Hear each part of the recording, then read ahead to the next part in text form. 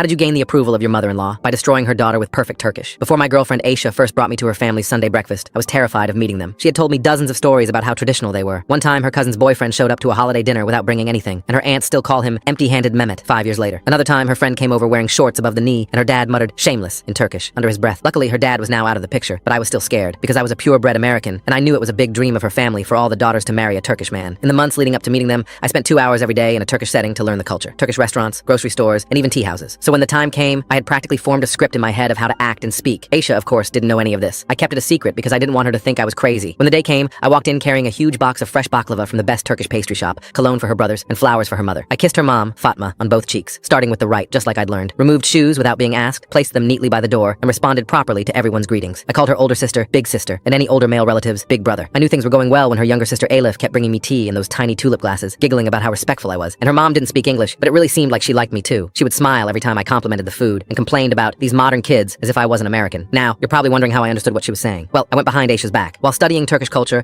I started taking Turkish lessons. I didn't want to say anything about it because I wanted to surprise her at our engagement. So up until this point, it had been around 6 months of lessons, and I could hear how well Fatma was speaking of me to Aisha's two sisters. Aisha was practically glowing with pride. I had no idea that it was the calm before the storm, because there was just one person who made it abundantly clear that I was an unwanted guest, and that was her older sister, Zeynep. Constantly made snide remarks in English about how I was watering down their bloodline, made jokes about how I was a good warm-up for her future Turkish husband, but I was convinced that I would win her over eventually, and just shrugged it off. But the next time I was over, things had completely changed. When me and Aisha showed up at the door, her mom barely acknowledged me and asked Aisha in Turkish, "Why is the foreigner still around?" Aisha looked just as confused as me, but just rolled her eyes before walking in. We sat down for dinner, and Fatma served fresh meatballs and rice to everyone. Meanwhile, she handed me a plate of completely raw ground meat with raw onions. There was so much that the juice started dripping all over me, and just before I could ask for a napkin, Fatma, Emil, turned to Aisha and said, "This was always Emre's favorite." That's when everything made sense. Emre was her first love from university, and he was Turkish. Her family hadn't accepted me, so there I was, pretending to eat raw meat and trying to make polite small talk, when Zeynep, the older sister, turned to my future mother-in-law and said in Turkish, "Her boyfriend just told me that doner kebab is better in Germany." I froze. My girlfriend opened her mouth to speak, but I lightly pinched her arm under the table because I had to test the waters. "This food is really delicious," I said in English, with a completely straight face. "He says Turkish food gives him diarrhea," Zeynep translated. Fatma's face went completely red, and she started muttering prayers under her breath. The room was silent. I couldn't even hide my smile. "Thank you for having me in your beautiful home," I said. "He said your house smells like a kebab shop and needs renovation," Zeynep lied. My girlfriend was shaking with anger. Fatma was getting ready to throw me out. That's when I looked directly at Fatma and said in perfect Turkish, "Mother Fatma, I've been learning Turkish for 6 months to properly ask for Aisha's hand. Every word your daughter translated was a lie. Allah is my witness." My girlfriend nearly spit out her yogurt drink. Even her younger sister, the angel of the family, burst out laughing. Zeynep tried to recover, stammering excuses, but it was over. I had won. Fatma grabbed the plate of raw meat and dumped it over her daughter's head. "What kind of daughter are you? Shameless!" she yelled, before getting up to hug me and apologize, calling me my son for the first time. On the drive home, I almost crashed, because me and Aisha couldn't stop laughing about how crazy the whole thing had been. And I didn't know it at the time, but her sister was still upset about Aisha marrying a foreigner. And it wasn't long before she turned my entire life upside down. Full story on channel, linked below.